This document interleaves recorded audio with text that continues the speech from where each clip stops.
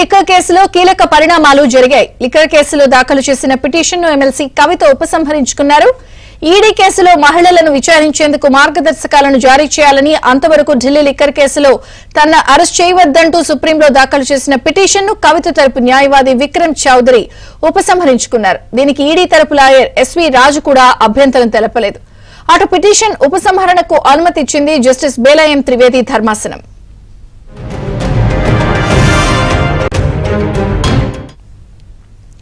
మరోవైపు తన అరెస్టు అక్రమం అన్న కవిత పిటిషన్ పై 2-3 రోజుల్లో విచారణ జరగనుంది. రాజ్యాంగంలోని కొన్ని అంశాలను ప్రస్తావిస్తూ విస్తృత ధర్మాసనం ఎదుట విచారణ కోరారు కవిత. ఆ పిటిషన్ను విచారణకు స్వీకరించాలా వద్దా అని తేల్చనుంది ప్రధాన న్యాయమూర్తి బెంచ్. దీంతో సుప్రీంకోర్టులో 2-3 రోజుల్లో కవిత అరెస్టు కేసుపై విచారణ జరిగే అవకాశం ఉంది. కవిత పిటిషన్లో ఉన్న లోపాలు సరిదిద్దుకున్న తరువాత విచారణకు రానుంది. కేసు నెంబర్ వచ్చిన తర్వాత అత్యవసర విచారణకి చీఫ్ జస్టిస్ ముందు ప్రస్తావించనున్నారు కవిత న్యాయవాదులు.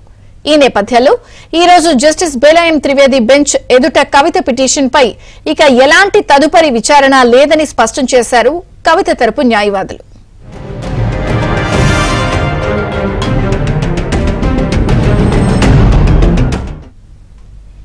లిక్కర్ కేసులో కీలక పరిణామం చోటు చేసుకుంది. కవిత దాఖలు చేసినటువంటి పిటిషన్ ఉపసంహరించారు న్యాయవాదులు.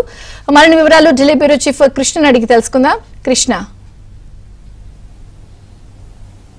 విజయ చంద్రిక, కవిత ఢిల్లీ లిక్కర్ కేసుకు సంబంధించి సుప్రీంకోర్టులో 2 పిటిషన్లు దాఖలు చేశారు.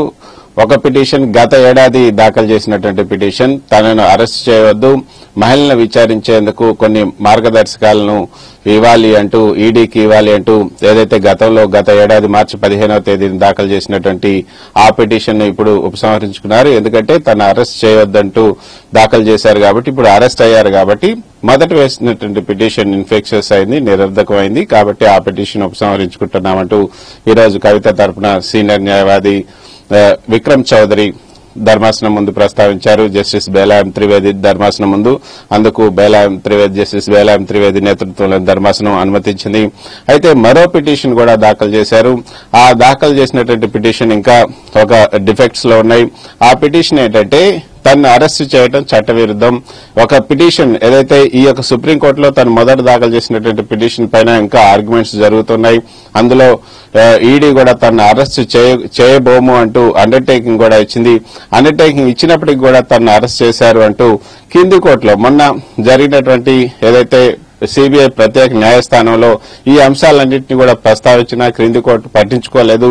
సో ఇందులో రాజ్యాంగపరమైనటువంటి అంశాలు చాలా ఉన్నాయి కాబట్టి విస్తృత ధర్మాసనానికి తన కేసును ఇవ్వాలి అంటూ తనను అరెస్ట్ చేయడం ఏదైతే చట్ట విరుద్ధం అంటూ తను పేర్కొన్నటువంటి ఈ పిటిషన్ విస్తృత ధర్మాసనానికి పంపించాలి అంటూ దాఖలు చేసినటువంటి పిటిషన్ ఏదైతే ఉందో అది ఇంకా డిఫెక్ట్స్ లోనే ఉంది.